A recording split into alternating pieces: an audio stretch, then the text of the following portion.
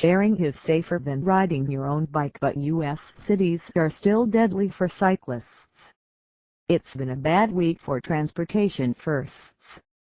Just after news emerged of the first death of a driver using Tesla's Autopilot, the Chicago Tribune reported the death of a 25-year-old cyclist who appears to be the first ever killed in the U.S. while using the bike-sharing service. The crash occurred Friday morning, when the cyclist and a flatbed truck collided during a turn while headed the same direction in Chicago's Avondale neighborhood, just west of Wrigley Field. Bike sharing has become a huge success in the so-called sharing economy, though it's rarely discussed in those terms. Pioneered in Amsterdam and Copenhagen, the concept truly exploded worldwide once electronic payment and tracking systems made it easier to prevent bike theft and vandalism. The first program arrived in Tulsa, Oklahoma in 2007, and both city programs and servicing companies have proliferated across the U.S. since. Since 2007, systems from Minneapolis to Washington, D.C. have provided millions of trips. But, as of an April 2016 report by the Mineta Transportation Institute, none of those trips had resulted in a fatality.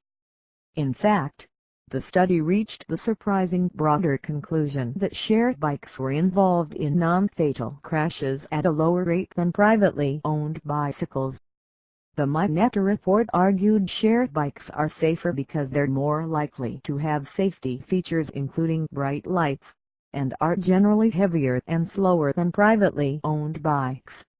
The 2003 study also argued that cities with higher levels of bicycling, which is encouraged by bike sharing, become more bike-friendly, increasing overall cyclist safety, the so-called safety in numbers thesis. Still, bike sharing is no guarantee of safety. At the time of the Mineta study, there had already been 2 fatalities involving shared bikes in Canada, and 1 in Mexico. And cycling is still more dangerous than it should be in most U.S. cities.